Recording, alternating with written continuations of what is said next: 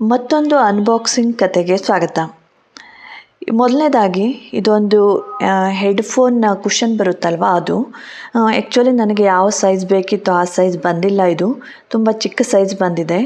So ಇದನ್ನೇನು return ಮಾಡಲ್ಲ ನಾನು, ಅದಕ್ಕೆ ಯಾಕೆಂದರೆ ಇದು ಸ್ಮಾಲ್ ವ್ಯಾಲ್ಯೂ ಪ್ರಾಡಕ್ಟ್ ಇರುತ್ತೆ. ಇದನ್ನು ರಿಟರ್ನ್ ಹಾಕಿದರೆ ಪಾಪ ಸೆಲ್ಲರ್ಗೂ ಕೂಡ ಪ್ರಾಬ್ಲಮ್ ಆಗುತ್ತೆ. ಅದಕ್ಕಿಂತ ನನ್ನ ಹತ್ರನೇ ಬೇರೆ ಎಕ್ಸ್ಟ್ರಾ ಹೆಡ್ಫೋನ್ಸ್ ಇದ್ದಾವೆ, ಅವುಗಳಿಗೆ ಬೇಕಾದಾಗ ಉಪಯೋಗಿಸ್ಕೋತೀನಿ. ಆ್ಯಸ್ ಆಫ್ ನಾವು ಇದನ್ನು ರಿಟರ್ನ್ ಮಾಡಲ್ಲ.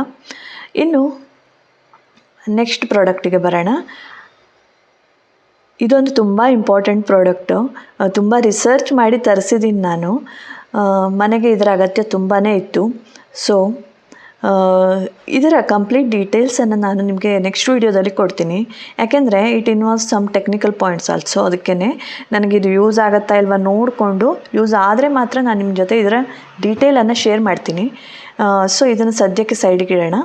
ಇನ್ನು ಮೂರನೇದಂದರೆ, ನಾನು ನನಗಾಗಿ ಅದು ಇದು ಅಂತ ತರಿಸ್ಕೊತಾನೆ ಇರ್ತೀನಿ. ಬಟ್ ನಮ್ಮ ಮನೆಯಲ್ಲಿ ನಮ್ಮ ಮನೆಯವರು ಮತ್ತು ಇಬ್ಬರು ಮಕ್ಕಳಿಗಾಗಿ ಏನಾದರೂ ತರಿಸ್ಬೇಕು ಅಂತ ಹೇಳಿಬಿಟ್ಟು ಟೀ ಶರ್ಟ್ ತರಿಸಿದೆ. ಆ್ಯಕ್ಚುಲಿ ಚೆನ್ನಾಗಿದೆ ಅನ್ನಿಸ್ತು. ಹನಿಕೋಮ್ ಪ್ಯಾಟರ್ನಿನ ಏನಂತೀರ, ಬಟ್ಟೆ ಹನಿಕೋಮ್ ಪ್ಯಾಟರ್ನಲ್ಲಿರುತ್ತಂತೆ. ಈ 3 ಕಲರ್ ತರಿಸಿದ್ದೀನಿ. 3ರದ್ದು ಒಂದೇ ಸೈಜು.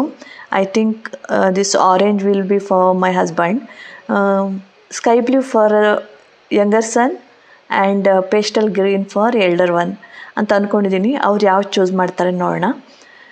ಸೊ ಇವತ್ತಿನ ಅನ್ಬಾಕ್ಸಿಂಗಿಂದ ಪ್ಯಾಕೇಜ್ ಹರಿದಿರೋದ್ರಿಂದ ಇಷ್ಟು ಏನಂತೀರ ಪ್ಲಾಸ್ಟಿಕ್ ಅಕ್ಯುಮುಲೇಟ್ ಆಗಿದೆ. ನಾವು ಸಸ್ಟೈನಬಿಲಿಟಿ ಬಗ್ಗೆ ತುಂಬಾ ಓದ್ತೀವಿ, ದೊಡ್ಡ ದೊಡ್ಡ ಕಾನ್ಫರೆನ್ಸ್ಗಳನ್ನು ಮಾಡ್ತಾರೆ. ಬಟ್ ಇವುಗಳನ್ನು ಹೇಗೆ ಅವಾಯ್ಡ್ ಮಾಡೋದು ಗೊತ್ತಾಗ್ತಾ ಇಲ್ಲ. ಯಾಕೆಂದರೆ ಪ್ರತಿದಿನ including kitchen plastic covers collect ಆಗ್ತಾನೇ ಹೋಗುತ್ತೆ. ಇದೆಲ್ಲ ಹೇಗೆ ರಿಸೈಕಲ್ ಆಗುತ್ತೋ ಗೊತ್ತಿಲ್ಲ.